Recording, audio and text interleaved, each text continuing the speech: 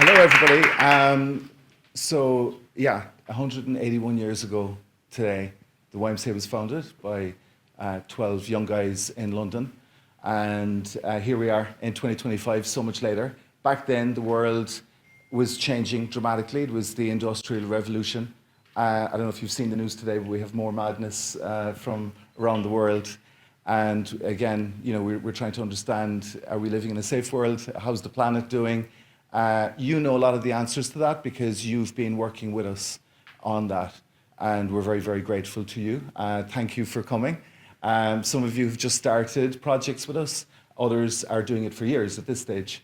In the YMCA, we say that each YMCA in Ireland is meant to be a place of welcome, a place of opportunity for you, a place of well-being, and also where you experience peace and justice.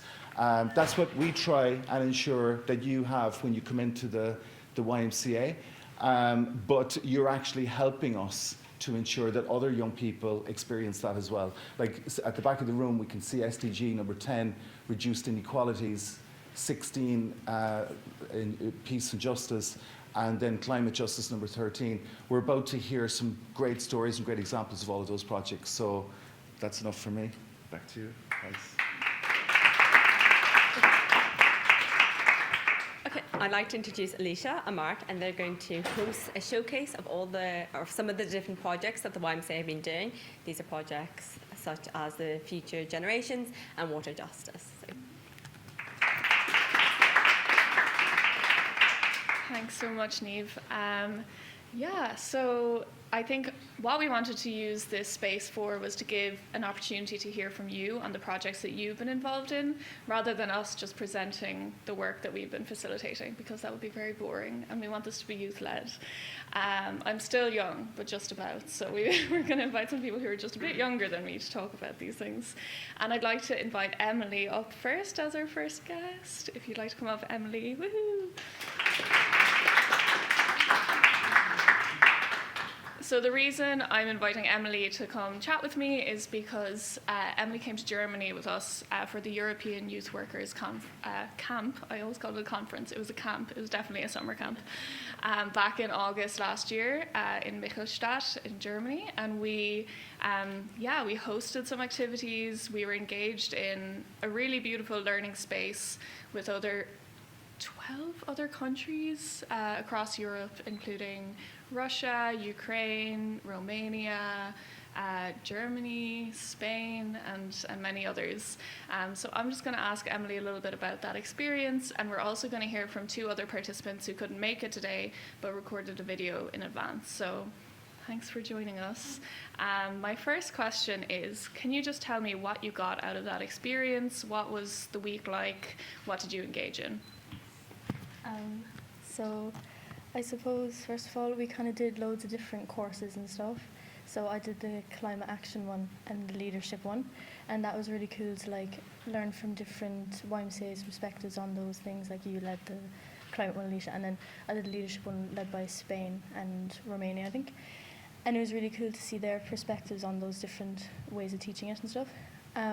Then we kind of had opportunities to do workshops led by the different delegations, and that was really cool as well because some of them were like really random, but it was really a lot of fun. Like there was like tea making workshops and stuff. That was cool. And I suppose it was really cool for me because I got to meet people from different countries that I wouldn't have like met before. Like I met people from like Iceland and stuff. Like I never met anyone from Iceland before, or like Kosovo or all those places. So it was cool to hear their stories and about their cultures and stuff, and also their take on like youth work and the different projects that run within all the YMCAs, because they're all very different, but they're really, really cool. And I really liked making new friends and stuff. Yeah. Thank you so much. And I remember you being really engaged as well in the climate workshop. So the main thing that we covered in that space was, I suppose, showcasing some of the work that you'll see later on in the next section that YMCA Ireland does. So we showcased some of our work, but we also got the opportunity to look at sustainable fashion was kind of a main area of that. But you mentioned intercultural learning. That's like the main kind of takeaway that I have from the space. And what was the importance for you of being in a camp with, you know, over 100 people from different countries and different cultures? what was your takeaway from those interactions with other people? Why is it important to interact with people from other countries to discuss issues like climate, to discuss issues like justice?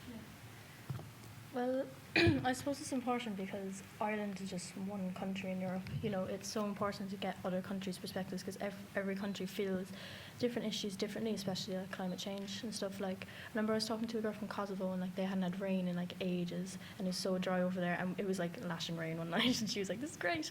But yeah, so it's really important from that perspective to just learn about people's different understandings of different issues because we talk differently in the countries depending on what they're experiencing.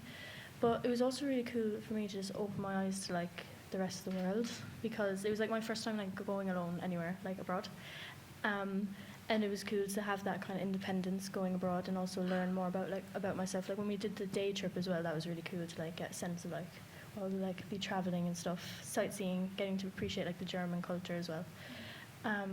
And yeah, it was really cool, and I really enjoyed getting to know different people, and we even did like different language workshops as well, which is really cool. So yeah. I have to admit, though, I've forgotten all the language workshops. We did an Irish one, which was great crack.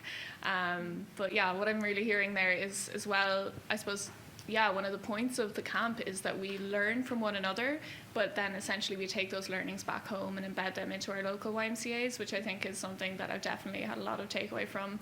And yeah, just hearing perspectives like it hasn't rained in Kosovo in months. Why is that? And looking at those root causes. So thanks so much for sharing your perspectives, Emily.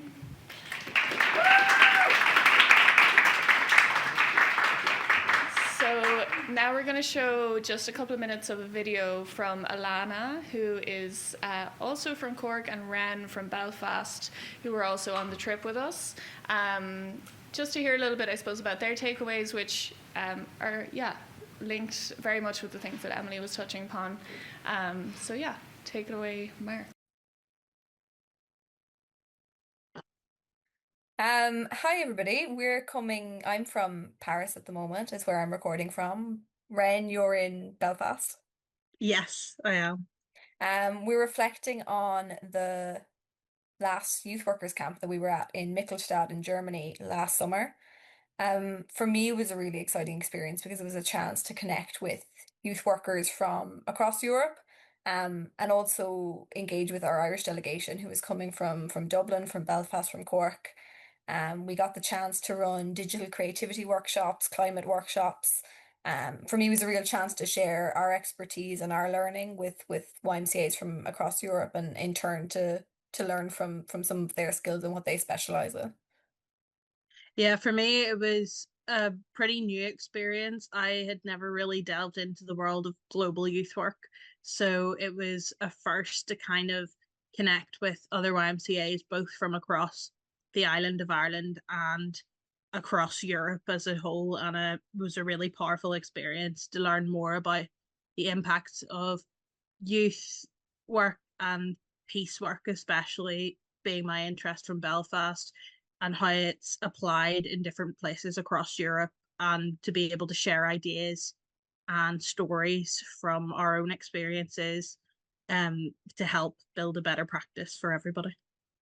Yeah, I think for me, the climate workshops was definitely what stood out most because it was a chance for us to share something that we'd really specialized in and that we'd worked on.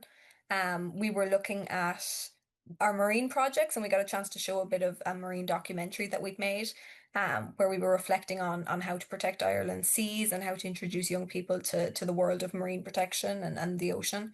Um, and it was just a chance for me as well as a youth worker, because it was my first time really managing a workshop properly. So it was a chance for me to develop my own skills in doing that, but also just to share the work that we do. And at the same time to hear about the climate situation in other countries. I remember Iceland was also in the room, and just to hear about the variety of perspectives. The climate is different in every single part of the world, and yet we're all experiencing the climate crisis in one way or another. So for that, I think that was a big highlight. And I know, Ren, you were involved in the peace workshops. Yes, I went to one that was held by somebody that from YMCA Germany that was involved in Roots for Peace.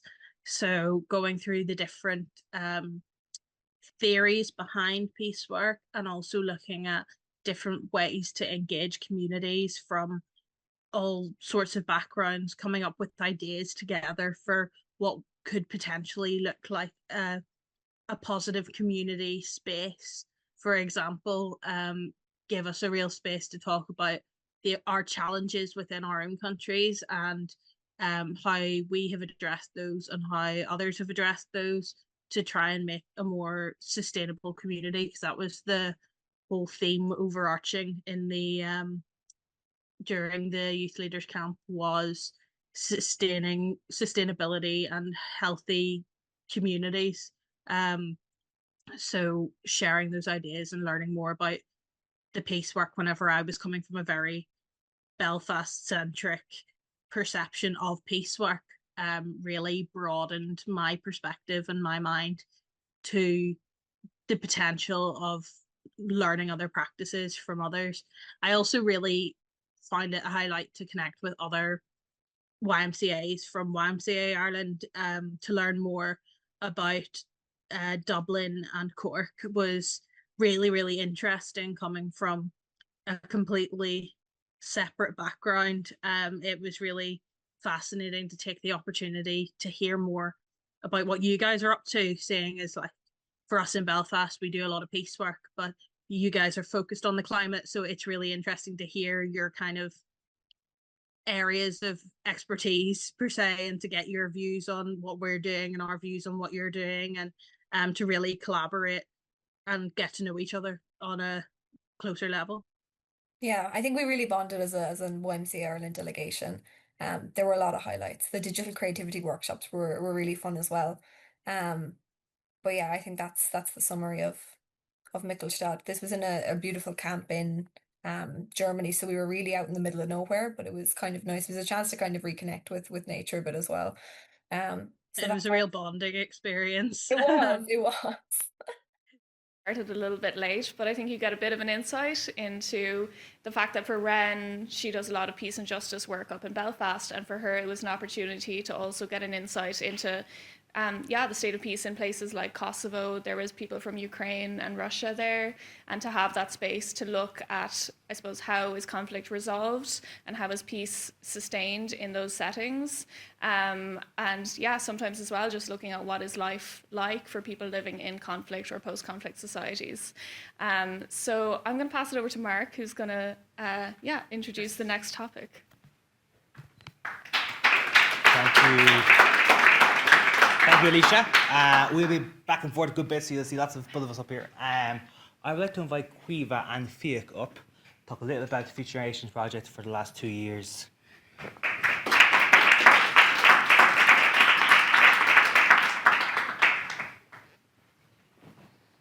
Hello, thank you for joining us. So you have both been involved in YMCA's Future Generation projects in different capacities in the last 2 years, focusing on SDG 14, Life Below Water. I'd love to hear a little bit more about that project. So I might go to Quiva first. Will you tell us a little bit about the project? What was it, and what did you do?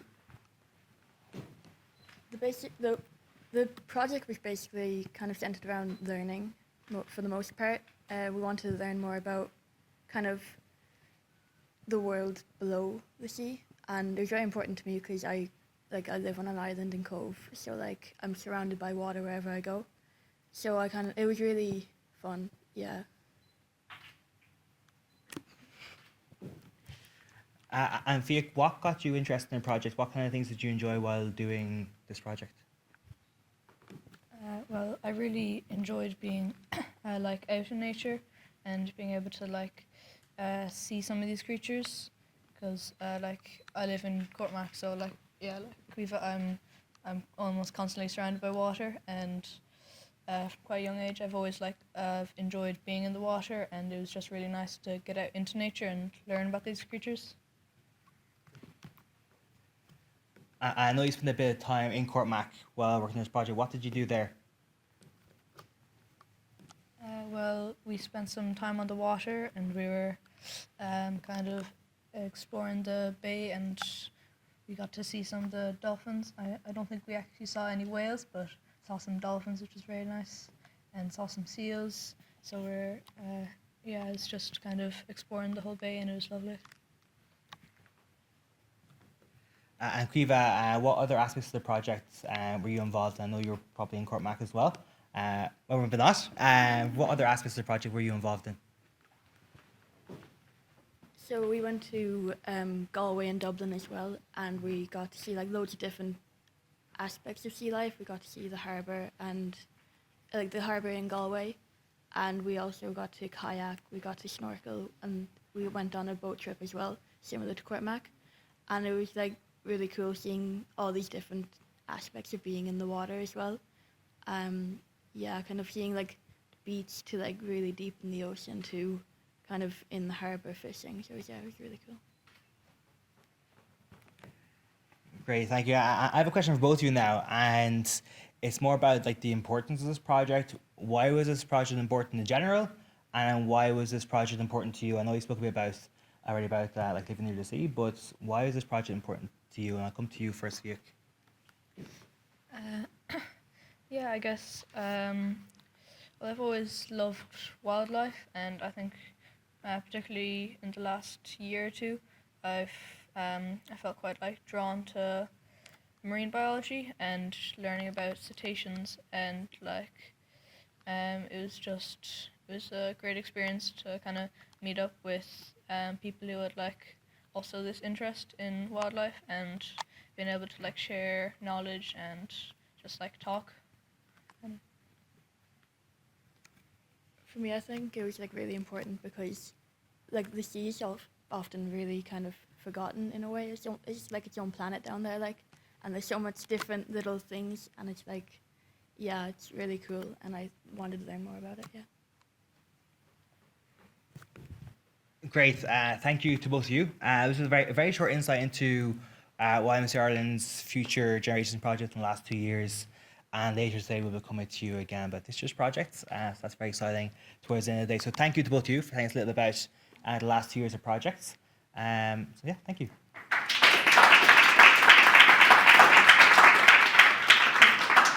And I will pass back over to Alicia for our next two guests.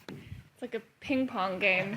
And yeah, I suppose something that is very exciting is during that project that the guys just told us a bit about, we made a 50-minute documentary looking at the learnings from the project, but also as a call to action for people to protect marine environments. So there's the specific hope spots around the island of Ireland and across the rest of the world that are to be protected, and so it was a call for people to advocate for those hope spots to be preserved so that they can't be used for the likes of fishing, trawling, and can be kept for the amazing animals that the guys got a chance to see to continue living there and have it as their habitat. So yeah, just if you're interested, check out hope spots. It's a cool project. And next, I'm going to invite Danny and Lily to join us to talk more about water, but a different kind of water. So welcome, guys.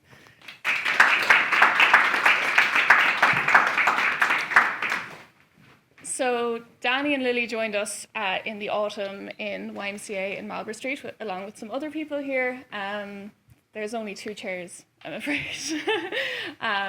But we talked about water justice. So my first question is, what is water justice? What's your understanding of it? Yeah, if anyone would like to answer. Yeah. Right, so I'm Danny. So my kind of understanding after the workshop of water justice is the kind of, I suppose, equitable, or the equity around surrounding water, and the kind of what would I say? I suppose the legal side, but also the kind of humanitarian side of distribution and consumption of water. So I suppose we looked at different examples of how water scarcity in different parts of the world, and how in like places like Ireland it was just kind of a case of more incurring an extra charge on water.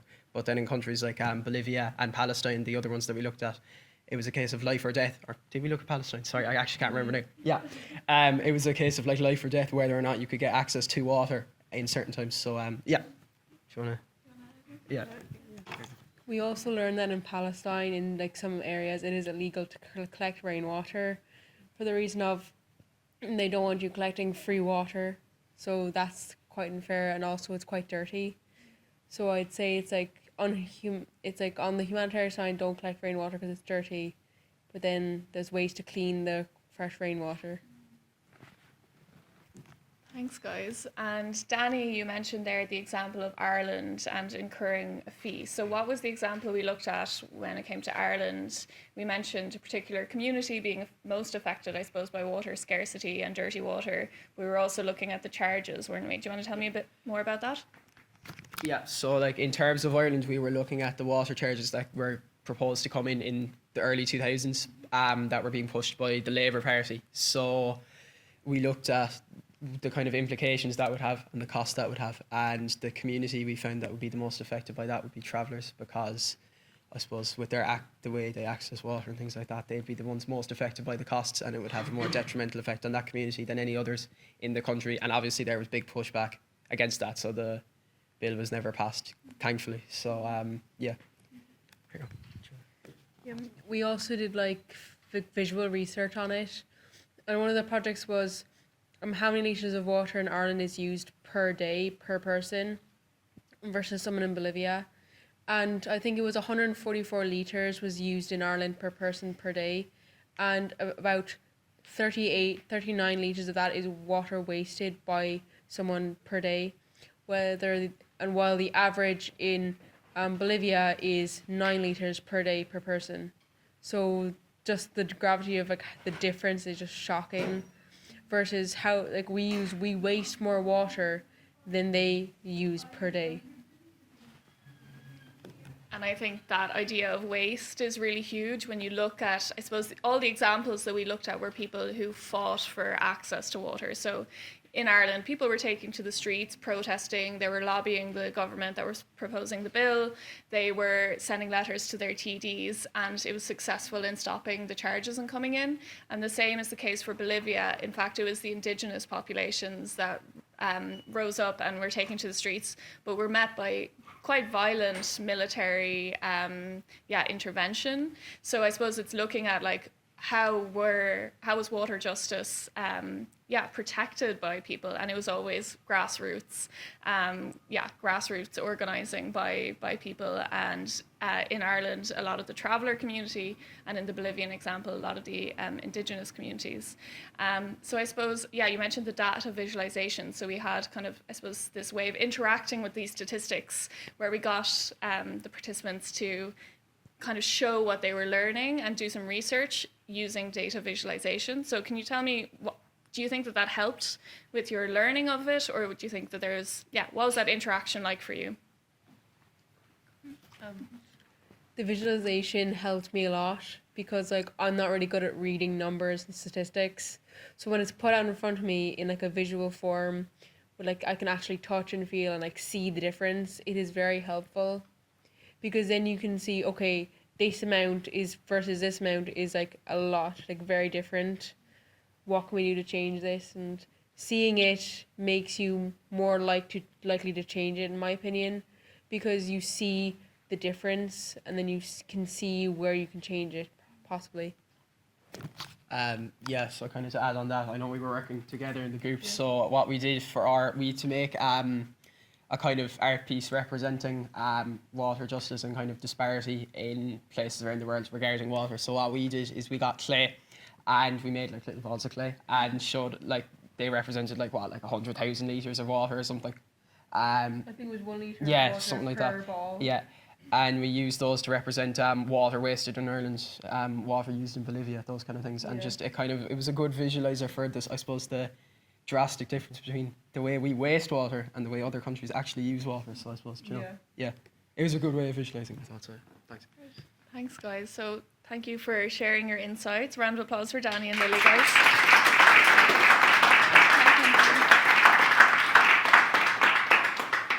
So now I'm going to, is it me next again? Brilliant. I'll invite the ESC volunteers up, please.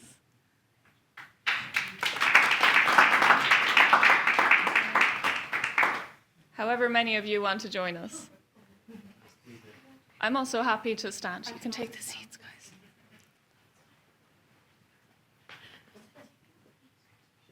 Are you sure? So, first of all, what is ESC? So ESC is a program from the European Union, and basically it funds volunteers to go abroad and help out at other organizations that are somewhat related to solidarity. So ESC stands for the European Solidarity Corps. And most of us come from abroad, like I come from Germany. Well, you came from Ireland. Yeah. There's also involuntary programs, and you also came from Germany.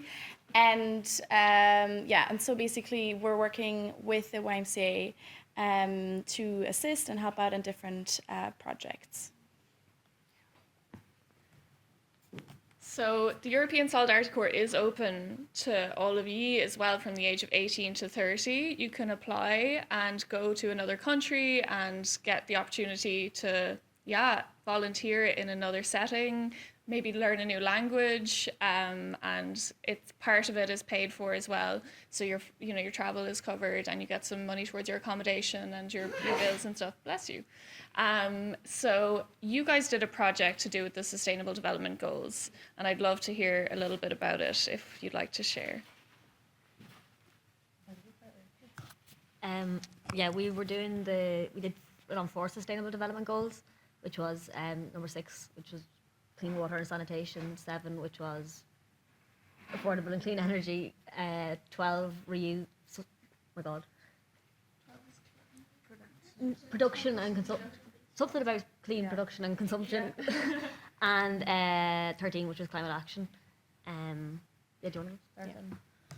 So we did our project over 3 weeks, and so we worked with groups and their children from 6 to 14. And in the first week, we talked about climate action and made a poster, and just asked the kids like what we can do together to make the world or the earth a better place. We were also meant to say about we work in Dublin, and it's like in 4 different places across Dublin and Kildare, and it's like with PACT, which is Parents and Kids Together program. But then the second week we did rubbish relay, which is trying to get it a bit more like interesting for the kids, and especially the younger groups. So it's like sorting rubbish into like 4 different bins, so like main waste, compost, recycling, and then like other, which was just to throw them off a bit. So it's like they had to give a reason why they put it in there, and then they'd get a point. So like batteries in the battery bin. So it was kind of interesting because like the younger kids were more about, they just thought about speed and getting like, they were just putting them into any bin, but the older kids kind of were like actually thinking about it. So I suppose it kind of just shows. But they had a good understanding, And then the last week, we talked about clean water and sanitation, and we basically built a water filter from scratch with them, and like cleaned dirty water into clean water, and it actually worked really well. So we just had like a plastic bottle and put like different nature materials in it, and cleaned the water with that. Sounds like you went really in depth on some of these topics, and it sounds like the kids were engaged. You're saying they were running, getting involved. My question is as well, I know that you showcased some of this work at the PACT conference. I suppose a lot of the work that we do, the reason we have events like this is to also inspire people to hopefully get involved and do similar work in their own settings and in their own lives. And I'm wondering, how did you present the work on the day, and what was the kind of hope, I suppose, for showing that work to other PACT groups? Completely gone blank. Well, we did a presentation. So we had the conference just last week, and it was the West Dublin YMCA team and the team from Cork, one team from Cork, and we basically just shared the project like today, and explained what we did, like how the kids liked it, how it worked, stuff like that, and then it was also like good to see like for our co-workers, it worked out, and the kids actually like got something from it. Great. Thank you so much, guys, for sharing your project. And I'm excited to see what comes of this, because I'm sure it'll have multiplied inspiration amongst many pacts. And thanks for explaining ESC as well. I think we're going to have some ESCers in the room. And if anyone has any questions about that, you can come to us and ask. So thank you guys for joining us. Appreciate it.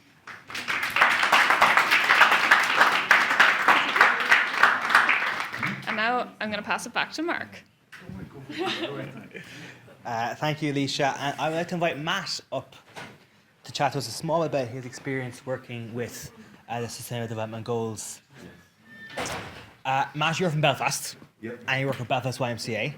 I know you've been doing some small work with Sustainable Development Goals in the past while. So I guess my first question is, like, when did you first hear about the Sustainable Goals, and I guess where? Okay. Well, I study, excuse me, I study politics and international relations at uni, so I have a vague introduction to SDGs, but real proper introduction actually came when TJ came down to the youth and government scheme we were doing in Belfast, which is where we try to get both sides of communities together, and he introduced us to the SDGs and was sort of trying to push more, that like this is what everybody's trying to aim for now. This is sort of not replacing human rights, but building on the human rights sort of aspect of the UN, and that's what really introduced it to me, and I've added it in. I've took from that already the SDGs and added them into my own university work, and I found it really helpful to sort of be introduced to them through TJ, and the education that he's done on it has been really interesting. And what was your experience like doing workshops with TJ and with the Global Youth work, and how has that affected like the work you do after, whether it's university work or just general life work as well? So we had the young people sort of pick whatever sort of SDG they were passionate about, and discuss how they could, do like achieve it in better ways. So we did. So we had like a like a bit of a whiteboard sort of thing on the ground. Everybody was divided into small groups, and sort of in a perfect world, how could you reach these things? Like do a timeline, and we'd say like for better justice, how about like better legal systems? The people were joking around maybe like getting rid of lawyers, things like that. How we could get to like just opening people's dialogue into how to achieve the SDGs, which I found really useful and really helpful. And I think the young people actually learned a lot from it. So they did. I don't know about the education down here, but in Northern Ireland, you hear nothing about the SDGs in school. So I think it's really important that we do have workshops and opportunities for young people to get introduced to these type of things. Yeah. You're certainly right. A lot of people in this room will have heard about the SDGs through our work or through other work. So it's really important to hear that you hadn't heard of it and the projects that have been done in Belfast YMCA to really learn about the SDGs. I know that peace and peace building is a really important theme in the SDG in Belfast and with the YMCA Belfast. Tell us a little bit about your experience with that and your experience about any kind of the projects you've done in YMCA Belfast. My God. So when I was 17, I did youth and government, so I did, which is a scheme. I don't know if you have anything sort of similar down here. Obviously, you know about Northern Ireland, it's a divided society, so opening up sort of dialogue between Catholic and Protestant communities is really important. So my friend Ryan had done it when she was in school. She recommended I did it, and I was one of the COVID years, so ours was a wee bit limited in the resources and the aspects of it, but still was really enjoyable. Yes, and then from that I came back to be a volunteer later on as I was at uni, and definitely have I think it's been a really good workshop for sort of opening young people's minds. We would do group tasks where we divide them into two little groups and make them try and play off each other to try. It's like, I don't even know what you call the game. It's like the writing numbers, and you pick a number and you get points based on this number, but if the other team picks the same number, you lose points. And it's trying to get them to realise that like working together, if you make deals, we open up dialogue and they can have wee deals and stuff like that between them. Really helps to try and get them working together. And then after that as well, I've been introduced to the Breaking Barriers scheme, which for me from Northern Ireland I think has been a real eye opener. So it has. I don't know, I'm a unionist from Northern Ireland. And in the unionist community, they're very pro-Israel, actually, which might come to a shock to a lot of people. But the reasoning for that is more of a historical, like the PLO would have supported the IRA sort of and give weapons. And it was in response, they put up the Palestinian flag, so then the unionist communities put up the Israeli flag and sort of tried to help that. So now that would have been my sort of traditional, came from that background. Just knew that people in the unionist community supported Israel. That's the way it is.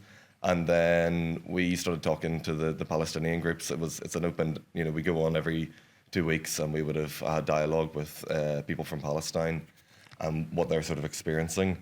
And that really sort of was like, oh wait, this has nothing to do with us in Northern Ireland anymore. Why are we even putting up flags and anything like that? This is a humanitarian crisis that's going on here, and we're putting our politics on it and making it all about us as we usually do. But yeah, so I think it's been it's really changed my opinion. I know even Ireland has changed. They now recognise Palestine as a state. The UK government is still yet to do that, because there is that sort of in Northern Ireland. I know there's that sort of historical, we don't want to support Palestine because of the terrorism aspect of it and our own experiences, and of course England and Scotland, Wales experience with the IRA and stuff has really put a dampener on on terror. But I think it's important that people need to separate, though, that Hamas is not Palestine. There's the Palestinian people, and then there is the terrorist. The groups are completely separate, and it's the people who are suffering from the Israeli invasion, completely disproportionately to whatever crimes they have committed. And most of the time it is so little. And the people in the West Bank, for telling us, they're living in fear. They're scared of getting arrested by Israeli police for the most minor of offences. The West Bank's divided into border checks and stuff like that. They are, they're scared every time they have to go and use their passport to go through security in order to go to their school or university.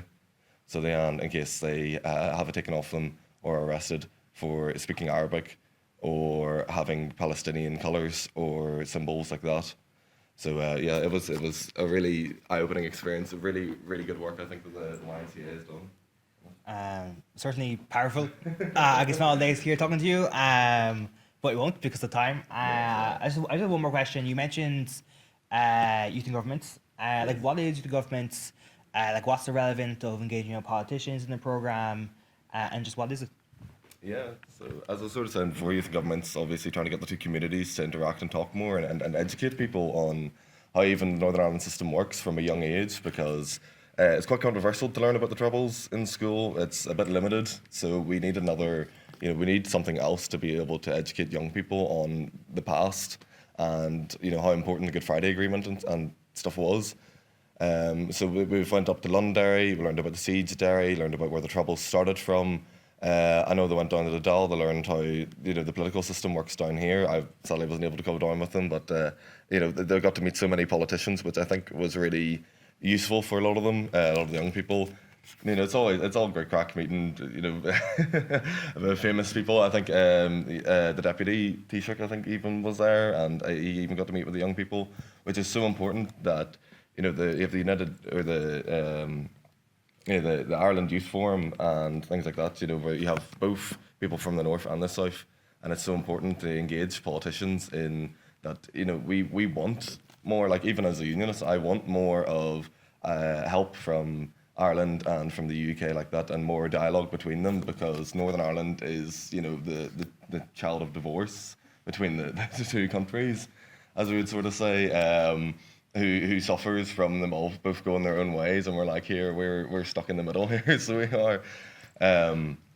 So I think it's important for young people to sort of be able to voice that to politicians, and we have had even local councillors and stuff come in, and we have sort of been the kids got to ask them questions, and I think it was really powerful because they were asking them about really tough problems that a lot of people are suffering from in Belfast, asking them about environment, asking them about housing, which is a big crisis, asking about the poverty rates and stuff like that, and what opportunities there are.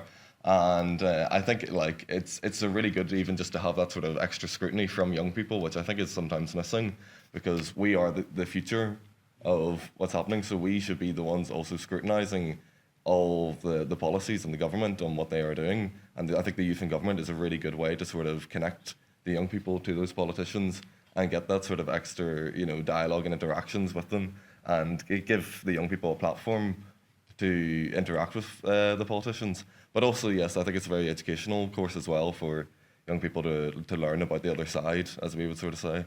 Definitely, like it's I've made plenty of Catholic friends from it, so I have. Which, you know, growing up, I went to like Protestant school and stuff like that. You don't meet very many Catholic people, sadly. You know, I was talking earlier about how schools are somewhat segregated still in Northern Ireland. It's not really official, but it's still it's just happenstance because the communities are divided, and it depends where schools are. They are therefore segregated. But yes, I don't want to take up too much of your time here, so I'm sorry.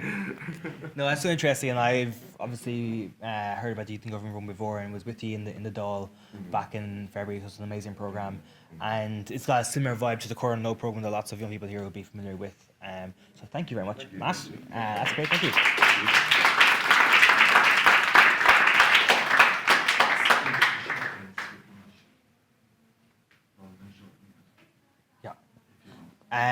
Yes, so Matt mentioned something called the Share Ireland Youth Forum while he was speaking, and I will talk a small bit about it. Unfortunately, Alana and Ren aren't here, who have been on the Share Ireland Youth Forum, but just a little bit of context before I show a short video from both of them. So this youth forum was commissioned by the Taoiseach in 2023 as part of the government's Share Ireland initiative. So in September 2023, they brought 80 young people from across Ireland and Northern Ireland together, who've all been born since the Good Friday Agreement was agreed. And as Matt said, like, young people are the future. It's your generation that is going to inherit everything.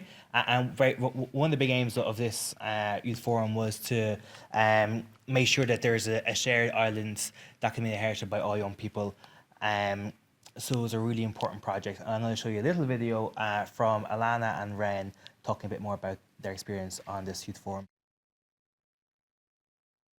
Hi everyone. So me and Alana are going to tell you a little bit about our experience on the Shared Island Youth Forum. So I was lucky enough to be chosen by Belfast YMCA to take part in the Shared Island Youth Forum as a project that was working across the north and south of Ireland to kind of bring together 80 young people from all over the island to come together to look at potential future visions and values for what we want as young people to better the island as a whole. So it was a really exciting project to take part in, and I kind of came in later in the project. So do you want to talk a little bit about this, how it kind of started and how you kind of came to the visions and values that we went from? Yeah, so we met first, I think, in Dublin Castle at the beginning of, it was September, 2023, I think, if I have the years right. Or 2024, I'm actually not sure. But we met in Dublin Castle, and we, I suppose, got to know each other as a group, first of all. And then we met once on each of the five topics. So we had sustainability, opportunity, equality, well-being, culture and identity. And they were kind of how we based all of our recommendations. So we always knew from the beginning that there was going to be an outcome statement, and that was going to be the final product. And they were going to be recommendations that would go to the Department of An Taoiseach and then be passed on to other departments. But yeah, it was really open for us to talk about whatever we wanted to talk about under those five themes, and they're fairly open. So for me, my interest was predominantly in sustainability. Um, it kind of makes sense. It's kind of my background, climate action, and especially the work that I've been doing with the YMCA. A lot of it is marine protections. So even for me, I was very excited to be able to get included that 30% of Ireland's seas should be protected by 2030 in the final outcome statement. That was something that Fair Seas, an organisation in Ireland's been working for. But there was a whole host of recommendations, and they covered a load of different topics. To do even within sustainability, there was such a variety. It was about agriculture, it was about the seas, it was about a just transition, energy efficiency. There was just a whole host of areas covered. And even in other areas, whether it was opportunity, equality, there was a variety of topics. So whatever you were interested in or whatever you were most passionate about, it was really the opportunity to be able to advocate for that, and also to share learning with other people from across the island. Yeah, that's what I really took from it, because I took part in the equality, in the creation of the final equality statement that went into the outcome statement, um, and because that's where my passion lies, including looking at stuff at advocating for votes at 16, we got in there, um, and different stuff about LGBTQIA plus rights. And one of the really interesting things that I learned about was traveller rights, and for Roma communities, and also disability rights. So I got a huge range of eye-opening conversations, which really taught me a lot in the process whenever we were going through this.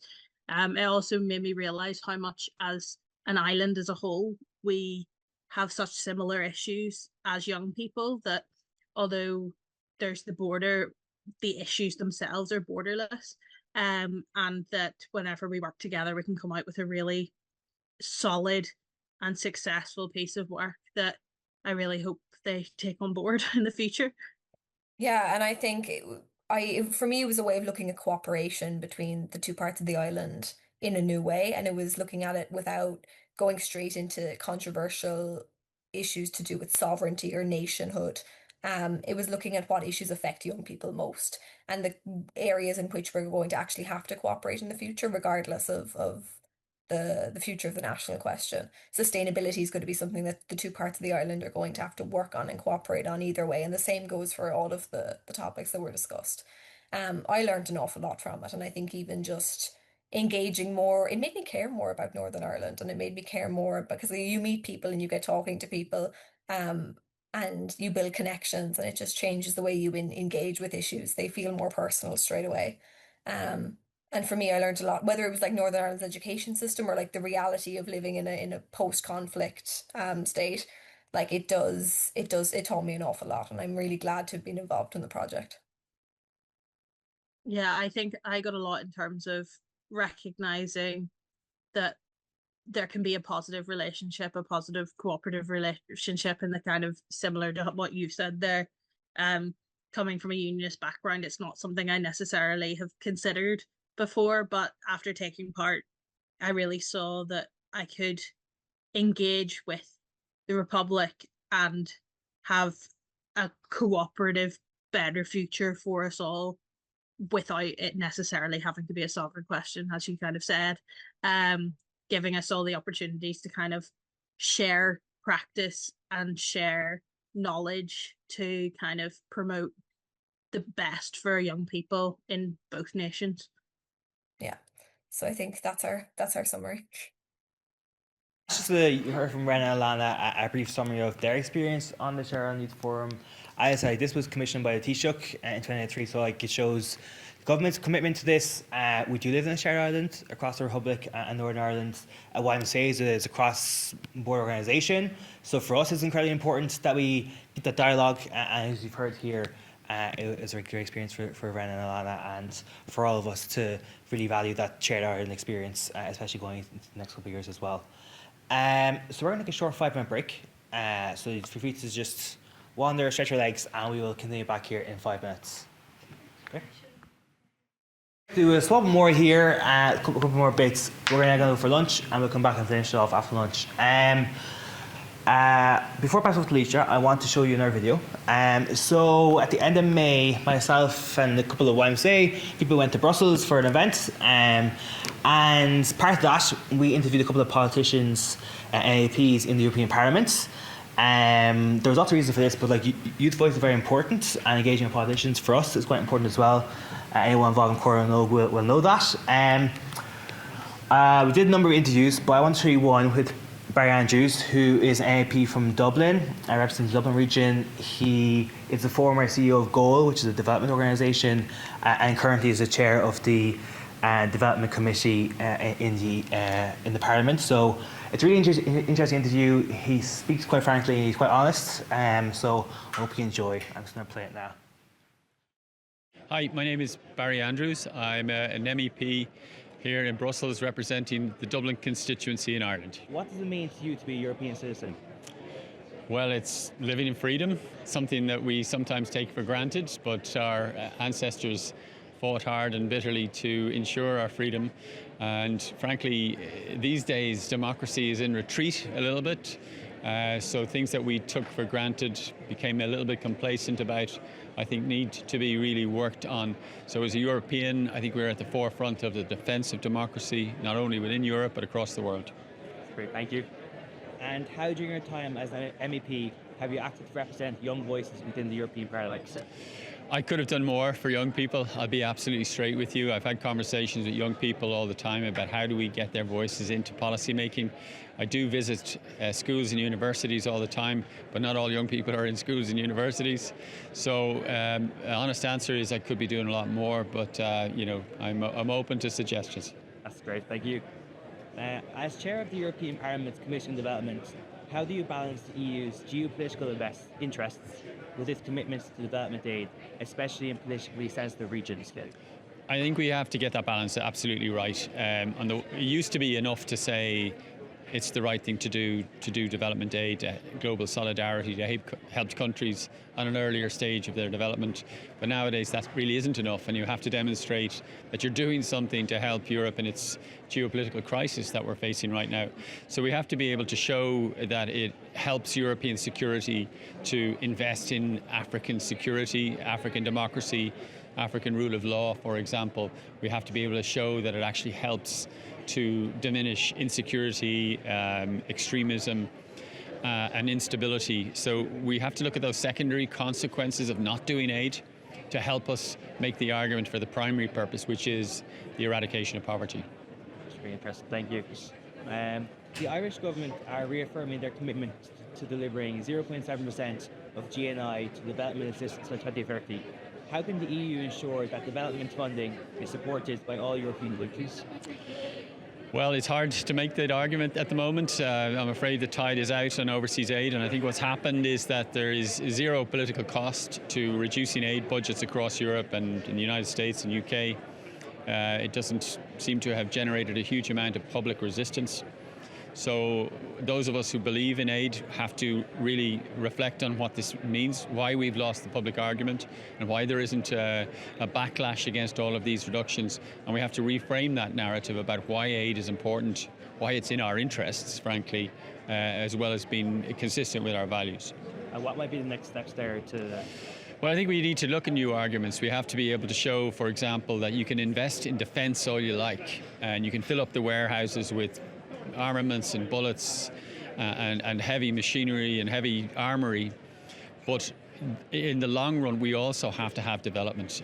We have to have both the deterrence of military defence as well as a soft power of showing that you're doing things in the interests of our partner countries. You have to get that balance right. We've always had a balanced foreign policy that has that insight, but recently I think the pendulum has swung away from development, and we have to win that argument back. Interesting, thank you.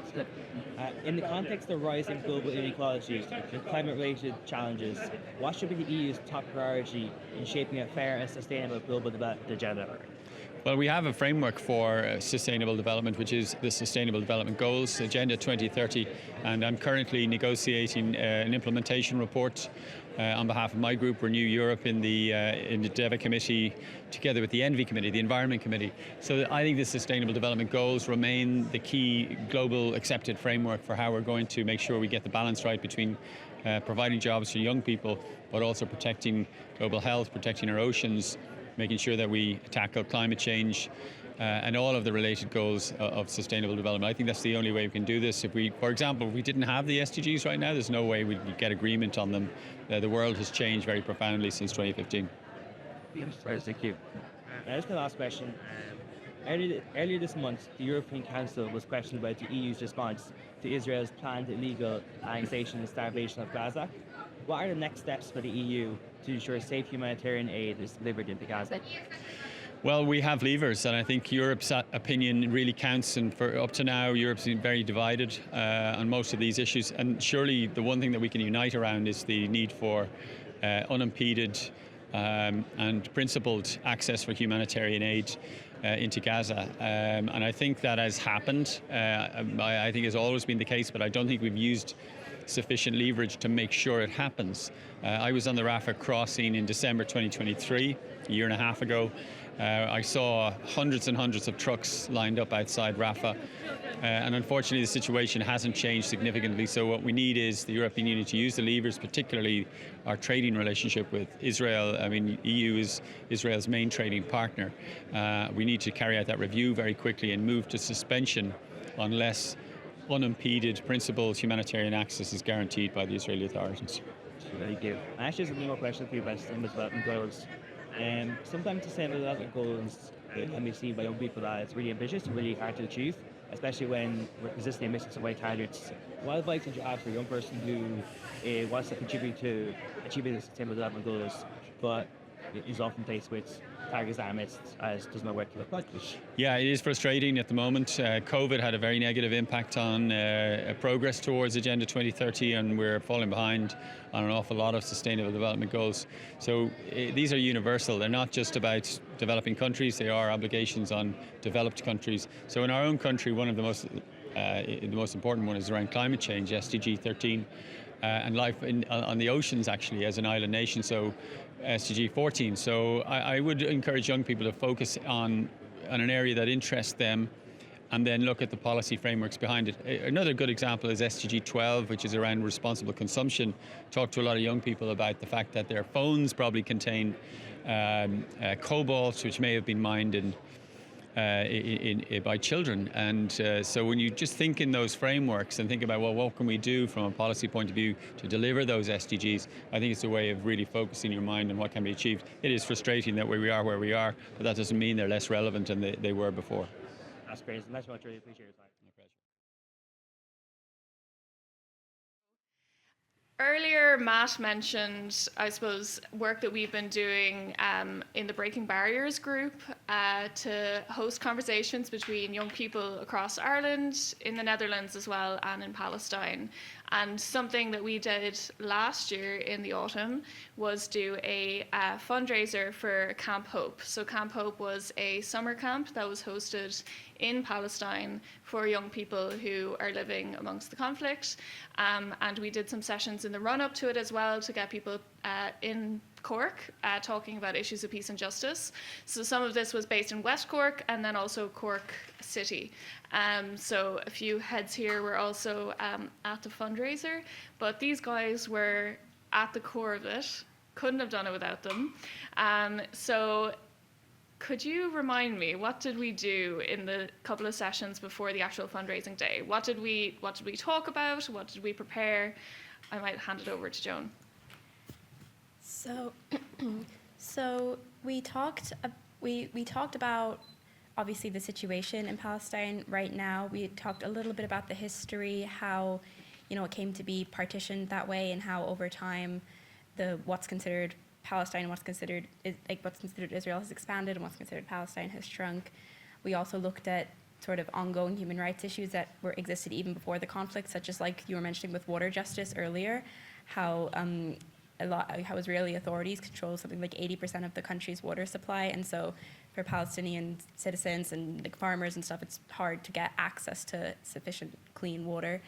I remember one exercise we did, it was like putting yourself in someone there's shoes, and it was like, first of all, we had to place ourselves, and we had to like take a step forward if certain statements applied to us. So like, I have access to healthcare, I have access to clean water, and then we had to do it pretending that we were a young girl in Palestine, who at the moment, like during the conflict, and it kind of made you realize how different my situation was to a lot of kids, a lot of people my age over there. But then I also found we learned about what they do in Camp Hope, and I noticed how similar what the YMCA does over there is to what we do over here. It's a lot of the same type of activities. You could see the young people were kind of bantering with each other, and it's exactly like here. So yeah, we did have a workshop. We watched a video of people who'd gone to Camp Hope talking about it and why they enjoyed it and what they did and stuff. We also had food from Is Cafe, which was great.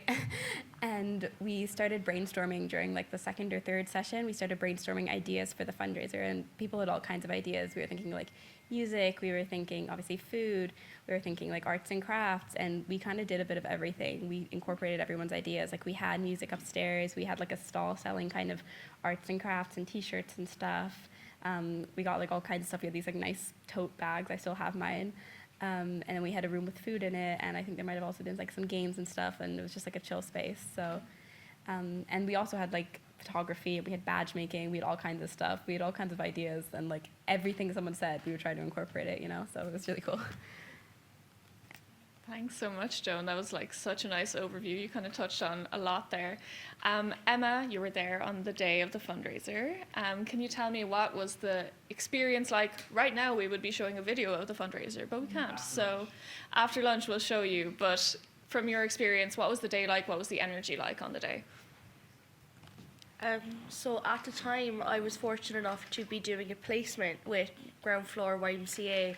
So I was kind of everywhere while everything was going on. So one thing that I was able to grab at the time was we did a actual like video chat with people from Camp Hope. And it was really interesting because with a lot of fundraisers, you don't actually get to meet the people you're fundraising for. It's always name this, name that, information this and all that. So it was really interesting, and like everyone was so supportive, and I was downstairs for most of it, so I was like going into the stall, making sure like people were okay, getting their photos done. And what I remember was I was downstairs, I was like grabbing something out of reception, and John Russell, who works in information in Ground Floor and like YMCA in Cork, he came up to me and he was like, "You will not believe what happened." And I went, "What happened?" Someone that John knew asked how much was like the maximum to donate, and John was like, "Well, it's whatever kind of you want." He came back with €200 to donate to the Camp Hope in Palestine, and it was really it was lovely to see like humanity kind of showing up when they could, because like today there's like 3 wars going on at any given time. Like first we had Ukraine and Russia, and now we have Palestine and Israel going at it, and there are a lot of wars that we're not aware of. There's civil wars going on, so it's lovely to see like the faith in humanity kind of restored in people. Because like this man, I think he was about nearly in like his 50s, 60s, and you wouldn't really expect it, especially kind of knowing like what people were brought up in. So like it was really interesting, and all the young people, some familiar faces I can see coming in and just going through the badges and like donating money, and it was honestly lovely to see the community come together with faces you don't see all the time. Random people coming in off the street in town, people from West Cork who we haven't seen in ages, who we got to connect with even more so. So it was really interesting just to see like humanity work together instead of being like divided through everything that happens in daily life. So yeah. Thank you, Emma. You said that more eloquently than I ever could have. I forgot about your man. People in their 50s and 60s can donate a lot of money, guys. You heard it here first. Yeah, so I don't remember the exact figure, I really should, but it was definitely over €1,000 that we fundraised on that day. Yeah, closer to, it was like €1,300 or something fundraised on the evening, which went towards the Camp Hope camp, which had already actually happened. So we did a retrospective fundraiser, which is also unusual. But yeah, I suppose the point of the day was exactly what you said, like coming together in community, to work together, to have dialogue, first of all, with the YMCA in East Jerusalem, and having people who were kind of coming in for the music or for the food, and then kind of get drawn into like, okay, there's this Zoom call going on with participants in East Jerusalem. Isn't that really interesting? And it was really beautiful to see some of those participants then carry on with the Breaking Barriers project that Matt mentioned earlier. So later, hopefully we'll show you a video of the fundraiser itself, and hopefully we'll also show you an interview with Haneen, who was on that fundraisers. You don't actually get to meet the people you're fundraising for. It's always name this, name that, information this and all that. So it was really interesting, and like everyone was so supportive, and I was downstairs for most of it, so I was like going into the stall, making sure like people were okay, getting their photos done. And what I remember was I was downstairs, I was like grabbing something out of reception, and John Russell, who works in information in ground floor and like YMCA in Cork, he came up to me and he was like, "You will not believe what happened." And I went, "What happened?" Someone that John knew asked how much was like the maximum to donate. And John was like, "Well, it's whatever kind of you want." He came back with €200 to donate to the Camp Hope in Palestine. And it was really it was lovely to see like humanity kind of showing up when they could, because like today there's like 3 wars going on at any given time. Like first we had Ukraine and Russia, and now we have Palestine and Israel going on it, and there are a lot of wars that we're not aware of. There's civil wars going on, so it's lovely to see like the faith in humanity kind of restored in people.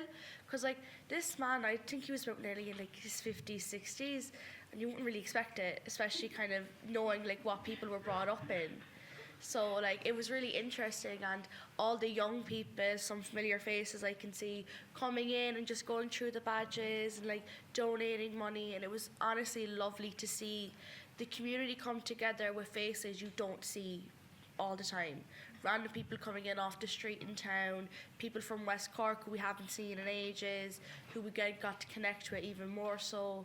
So it was really interesting just to see like humanity work together instead of being like divided through everything that happens in daily life. So yeah. Thank you, Emma. You said that more eloquently than I ever could have. I forgot about your man.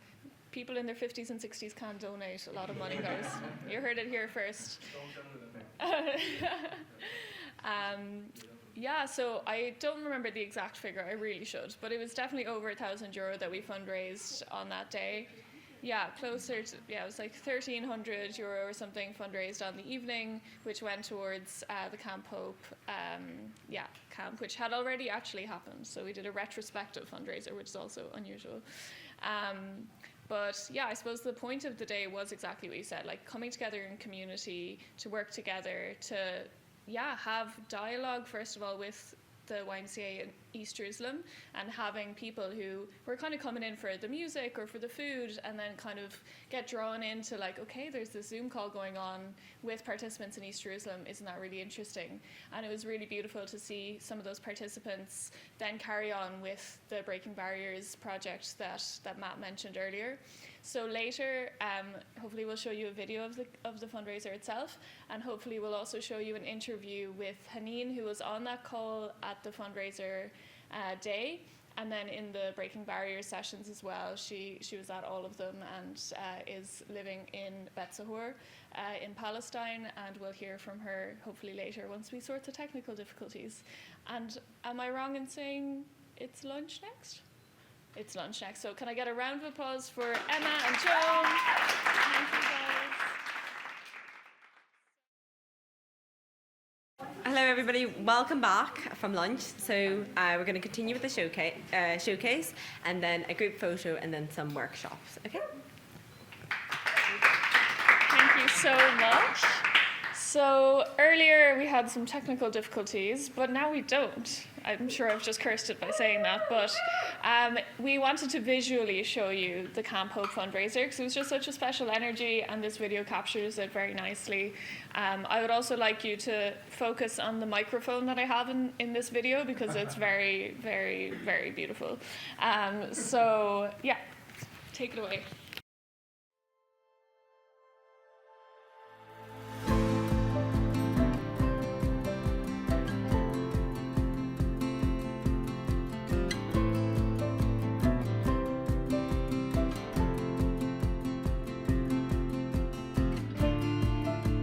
My name is Alicia, and I'm here at YMCA Marlborough Street in Cork. I'm part of the Global Youth Work team and also sit on the Global Justice and International Development Committee with YMCA Ireland. And today we're having a fundraiser for Camp Hope.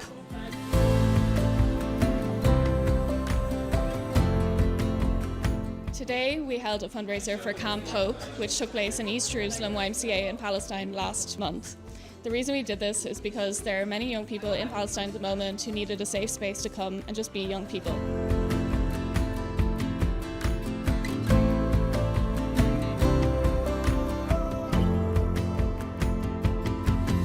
It was also an opportunity for us to show our solidarity with Palestine and the Palestinian people, and we thought this would be a wonderful opportunity to get young people involved in that solidarity piece. It's part of our Global Youth Work programme, where our kind of motto is to think global, act local, and that's what we did today. We had some music, we had food from Is Cafe, which is a Palestinian cafe here in Cork, and we also had lots of crafts and poetry available that the young people created themselves. Huge thank you to all the young people who got involved, and also some local artists who provided the lino prints for the tote bags. We really hope that this can serve as an inspiration for other YMCAs in Ireland to also do a fundraiser for Camp Hope.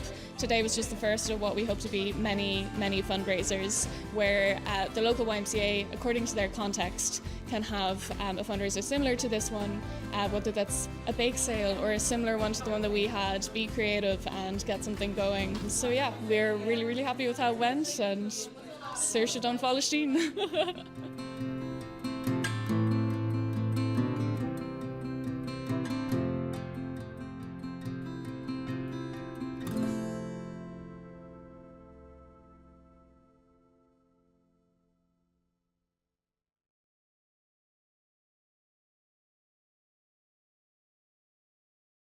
I just wanted to ask you, from your perspective, what the sessions were like, what you learned, what you got out of it. If there's any insights you have. For me, I think going into those sessions just with new people, not knowing anyone, and also speaking in a foreign language, a second language to me, I thought, okay, there's a lot to learn. Not only like information as in facts and stuff like that, but there's also the personal experience, just hearing what people think. Not only for me as a Palestinian to tell what I lived through or how life is like for a Palestinian, but also knowing about Ireland, knowing about the Irish youth, how you think, how do you see the conflict, both like your conflict and our occupation, and just getting those like back and forth and seeing what's similar, what's not similar, and just basing it all together. I think that was a really important point for me, because it opened my mind into so many things that I wasn't aware of. I thought I knew enough about the Irish conflict. I thought that I had a good background, but listening to you guys, I think it was eye-opening on different things that I didn't know happened. Yeah, so just that intercultural learning space. Exactly. Were there any highlights for you of the process of, I suppose, any particular topics that we touched on during the 8 weeks that you thought you found surprising or particularly maybe enjoyable? Is there any kind of standout moments? I know for me, learning about Palestinian dance was really beautiful, and I remember looking up a lot of videos afterwards and really enjoying watching that. And that I was at a cultural event a couple of days later that a friend of mine organised, and we did some dancing, and I was like, I know this. That was my favorite session as well. That session was my favorite, when we talked about cultures, and because in the breakout rooms we had like different, each group went into their different topics, but for me, just listening about what you guys have and what represents your culture, and then what represents ours, and the dabke and the dance and stuff like that. And you talked about the clodagh. Is it the clodagh rings? Yeah, that was my favorite. Should I show it? Yeah, I love it. So that was definitely my favorite. Mm-hmm. So I suppose to give some context, I think it's just really beautiful. I suppose for people I know who are in solidarity with Palestine, there's a lot of kind of symbolism, I suppose, that people have been taking on board. There's a lot of people in my city, you'll see going around wearing a keffiyeh or with a Palestinian flag on their, I have one on my keychain, or I have like, the map of Palestine on the back of my phone, or like these small things. And so it was really touching for me to see that connection of the fact that there was like Clodagh in the north wearing her cladder ring, and me down here wearing my cladder ring, and you over in Palestine wearing your cladder ring. I know. It was so beautiful, and really just showed, I suppose, that connection that we made, which is really nice. Exactly. And I suppose like the context of this conversation that we're having is the fact that we're doing an event where we're showcasing some of this work and hopefully inspiring other YMCAs to also get involved in global youth work, in global citizenship education, and hopefully solidarity and advocacy projects similar to this one. So I suppose, someone who has been involved in this advocacy piece and is aware as well of the work that the YMCA does in East Jerusalem on advocacy, I suppose, what would your message be to young people who are considering getting involved in this kind of solidarity work? From your end, like having experienced these sessions and also your other experiences with the YMCA, why is it important? Why are we doing this? Why are we putting our time and energy into it? Okay, so I think in a whole, not only talking about the YMCA, the issue with where we're at right now is that the people that are writing the history are not the people that are under the oppression. So there's a lot of misinformation from 1948, from way before that, how the stories went, because the people that wrote it down were not the oppressed, were not the people that went through all of that. It was made by the occupier, the colonizer. So for me, what I think is when you get yourself involved into those sessions, when you talk to the people, you get to listen to those stories firsthand and get to know more. And as much as you think you know, when you talk to people that live through all of this, you get an insight that you cannot get out of a book or a YouTube video or anything else. It's also because you can ask, like, you feel free to ask. We're in a group, we talk about something, you have a specific question, you just ask and it goes back and forth. So for me, I feel like if you are feeling that, okay, I want to do something, I feel like I'm not able to do anything that would affect what's going on the ground, I think getting yourself educated about things that you think you know, and also things that you had no idea about. And I think the best source of that is to talk with within a community, whether it's including Palestinians or not including Palestinians, but exchanging information and debating and talking about it. I think that's a key factor of how change can happen. Yeah, just listening to one another and sharing. And even if you disagree, I think that there's a real power in that as well, of just being like, I see you, I don't agree with you. And, but it adds a whole other level of humanity to that exchange of just actually having connections with people. Because I feel like one thing that is really affecting me in this, I suppose witnessing the genocide from so far away and from such a privileged position in that way, but is how people are reduced to statistics and there's no humanity in exactly what people are seeing. And I think that's why it's super important to hear it from the horse's mouth and also have experiences that are outside of traditional media as well, because as you say, it's the people in power who are writing those histories, and there's always a narrative. Like there's always an editor. There's always an editor, and I think that's really important, because when you hear a range of narratives, then you can make up your mind which one you think is the truth. But if you're only one narrative, it's very difficult to know what the truth could be. And it also helps you understand your own opinion when you listen to an opposite opinion. It makes you dig in deeper. So I think that's really important as well. Absolutely. And actually, I feel like I've strengthened my own understanding of so many topics by speaking with people who disagree with me.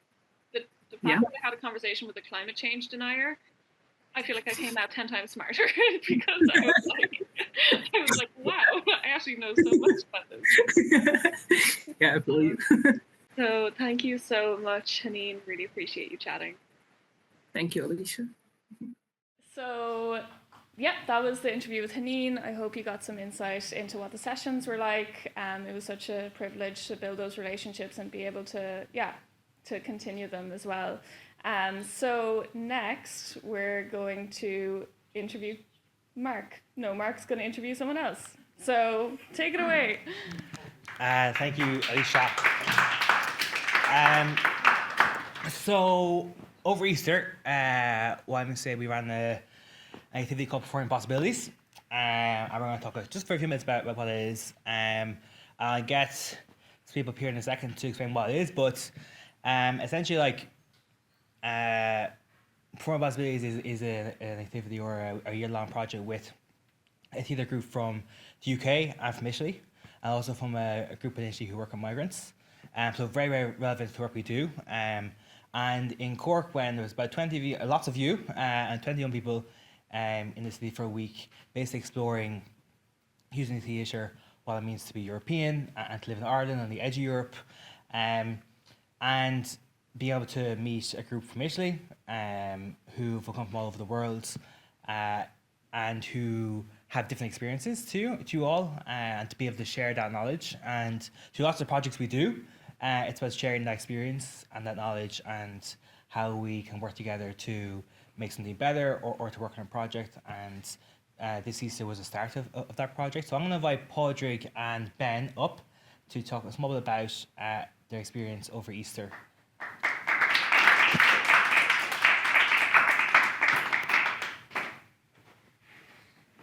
So thank you, lads.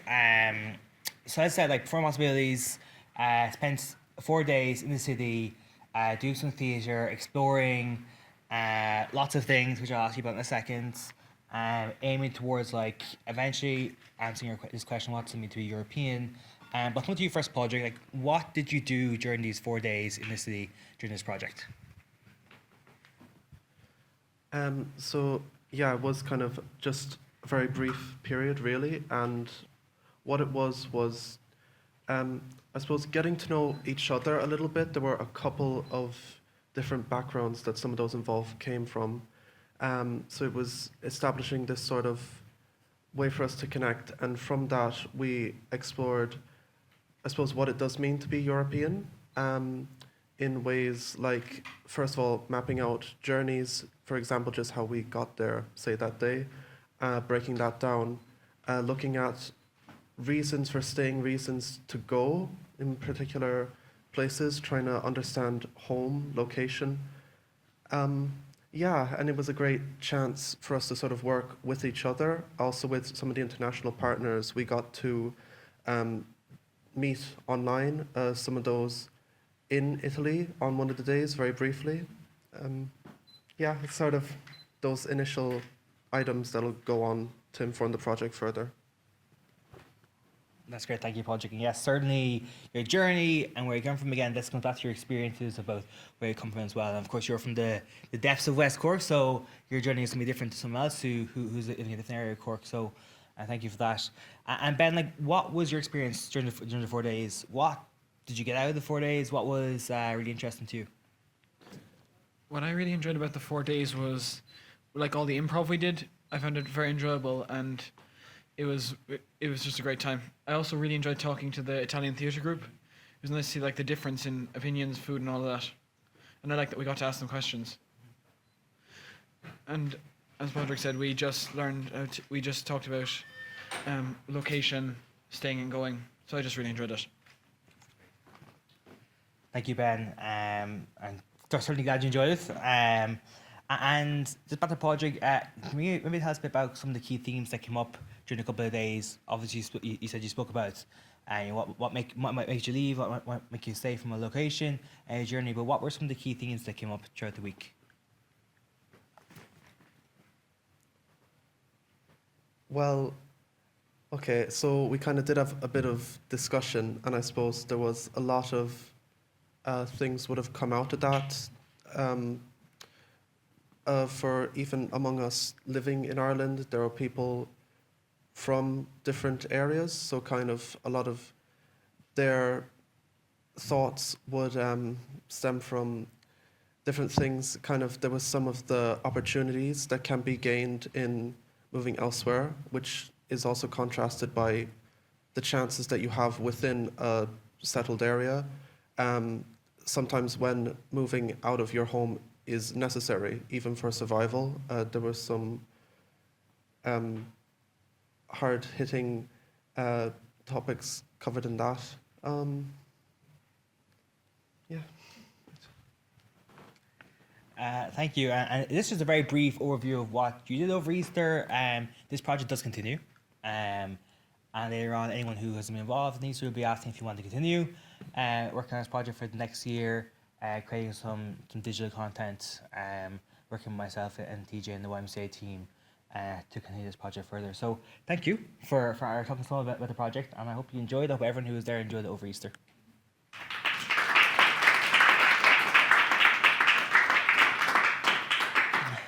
So we're almost there with the showcase, and I'm going to pass off to Alicia to finish us off with the last couple of people. Yes, the last couple of people. So I am so aware that you've been doing a lot of sitting. I know you had a break for lunch. We're just going to have a couple more chats, and then we're going to go into workshops where it'll be a lot more interactive. You'll have a chance to, kind of experience, I suppose, some of the stuff that we've been talking about, but we wanted to show you the variety of work that's being done in this space. And that work goes all the way across the world to America. So Quiva, could you join me, please?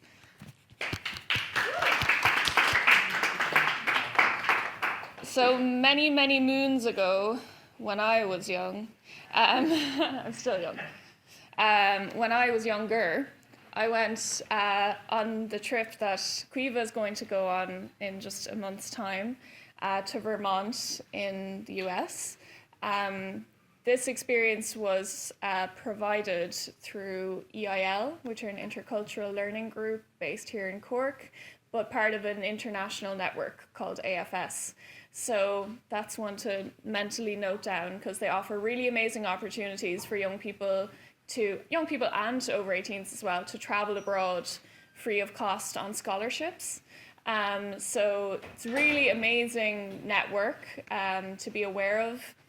They also even have opportunities for people who are mature students, people in their 60s who mightn't have had a chance to travel abroad, to go places and have that intercultural learning experience that we've mentioned so many times already. So mental note of EIL/AFS for later on. We're lucky enough that, I suppose, through the YMCA and through a lot of the work that we've already discussed, we get the opportunity to give young people the experiences that they need to be able to apply for something like this. So Quiva, what are you going to do in Vermont? So in Vermont, there's going to be a group of Americans, and we get to meet with them. There's 5 of us going from Ireland, from the island of Ireland, and we're going to kind of talk about kind of policy making and kind of activism and kind of what it means to all of us, because we all come from very different backgrounds, even the people in America. And can you tell me a little bit about, so this is such a privilege to go over in this way. Can you tell me, what do you think got you to the point of being accepted into something like this? And did the YMCA have a role in it? I think definitely, because I had never even thought about activism or anything, or that being something I'm interested in until I joined the YMCA. And then it's kind of like a little seed grew up. And I've really kind of enjoyed activism, and so it's a lot, it's kind of, don't know what I'm trying to say, but I'm really excited, and I think definitely the YMCA had something to do with it. And we watched that seed grow. I think you're a very different person now than the Quiva who I met a couple of years ago.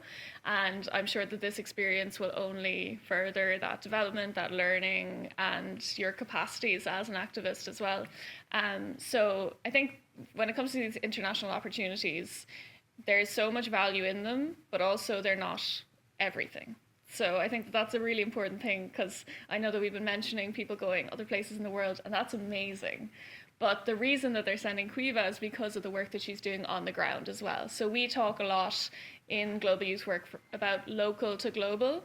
So what can you do at a local level within your community, within your capacities of your YMCA, of your personal life, in your school, in your work life, to tackle these larger issues?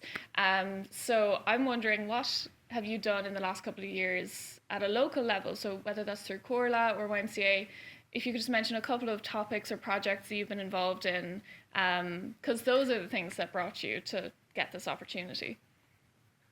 I basically just said yes to every opportunity that was handed to me. I was like, yeah, sure, I'll hop on. But I've done stuff with SDG 14, with Life Below Water, done stuff with gender equality, so many stuff, oh my God. I've also done lots of stuff with, oh my god, the name's gone from me, but working with cameras and stuff, and kind of also something I'd never thought I'd be into, but I'd fallen in love with it now. So it's so many little things that kind of built up over time. Yeah, and that work, like, you know, Quiva, getting behind the camera, getting in front of the camera, all those skills as well are things that, yeah, are going to kind of stay with you for life. So it's called youth reporting. That's the, yeah, so, sometimes I forget it too. So thank you so much, Quiva, and have an amazing time in Vermont. Thank you.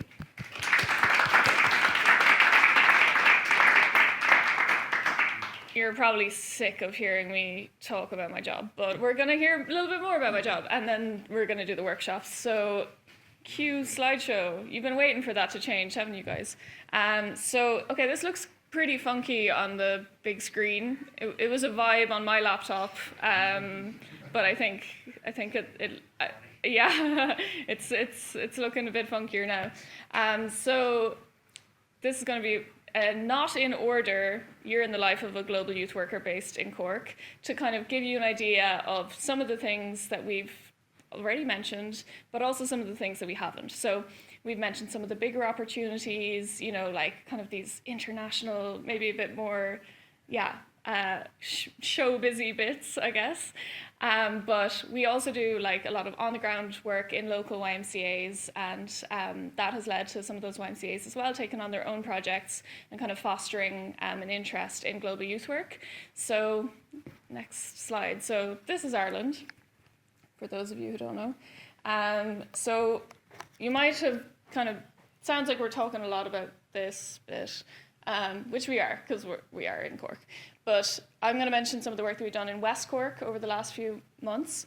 And then Matt was already speaking about some of the global youth work that they're doing in Belfast. And there's also a couple of other YMCAs in the north who are also covering amazing global youth work up there.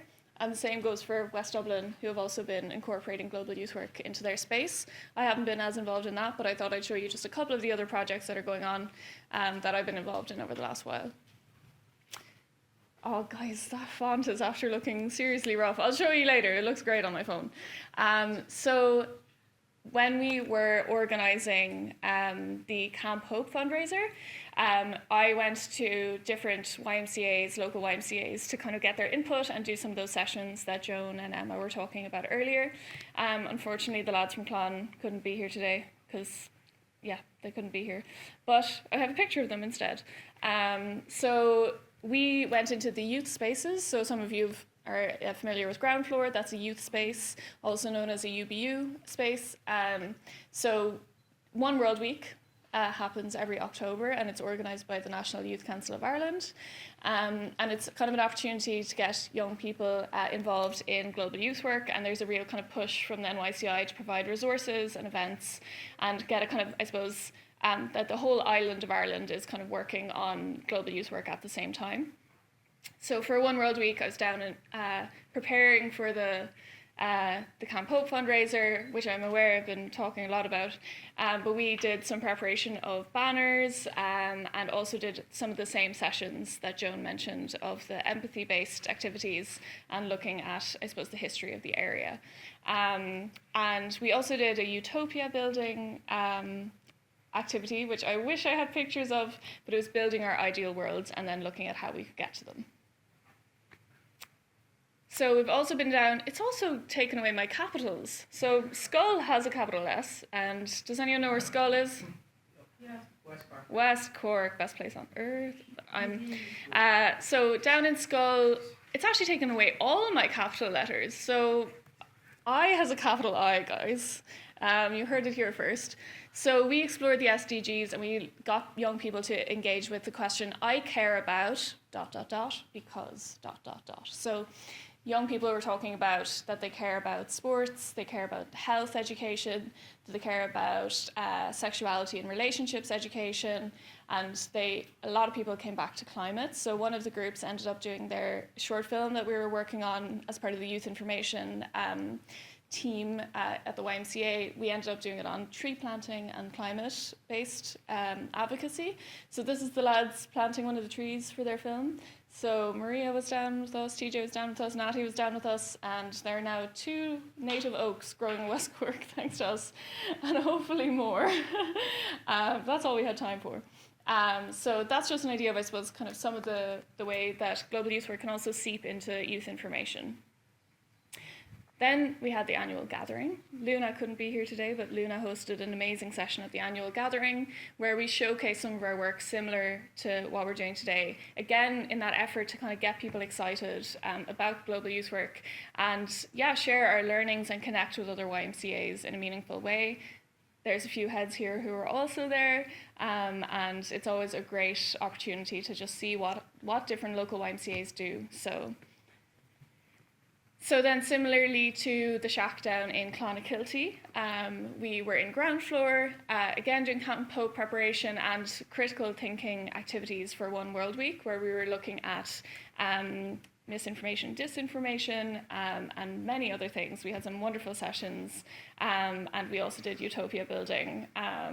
And we had a sustainable Christmas workshop as well to do with SDG 13 and SDG 12 and lots of different SDGs, I suppose, where we made Christmas cards, wrapped Christmas gifts, all in a low to no waste manner, which was loads of fun. We've already talked about Germany. I'm sorry, Emily, for bringing up this photo.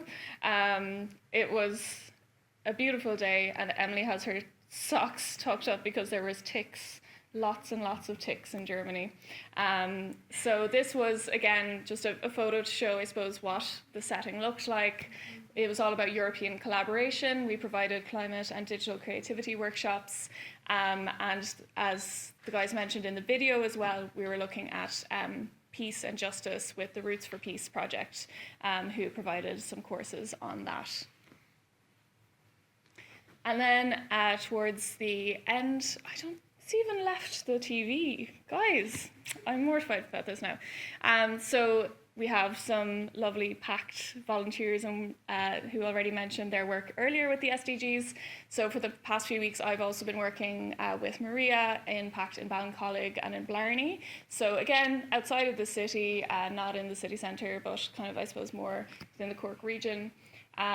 Doing nature-based learning, looking at things like biodiversity and habitats, recycling and the roles and responsibilities of these different habitats and of humans within these ecosystems. So again, looking at SDG 13, looking at life on land as well, which is SDG 15. And yeah, we got some young people to sign up to being protectors of the bugs. So they now have a very important responsibility to protect each of their chosen bugs. So I think that, oh yes, Kilkenny again, just to show the spread of where we go across Ireland. A lot of people here in this photo. So in Kilkenny, we were there again with the Climate Justice Consortia that the guys mentioned earlier. We did a team building day and also a training with Concern Worldwide to look at project ideas and how we can move forward with the project in collaboration with the other partners within the consortia. I didn't know consortia was a word until this project. I still don't know what the difference between, I think consortia is actually that there's lots of them and that consortium is, I don't know. But this was the group in Kilkenny at the end of that day, where they also got the opportunity to almost lose their lives with fear doing some very high climbing. Heights is still not my strong point. And I think that's the last one. Yeah. So just to show you the range of places that we go and also the work that we do, I suppose, in all the local YMCAs in the hope that they embed it in their own spaces. So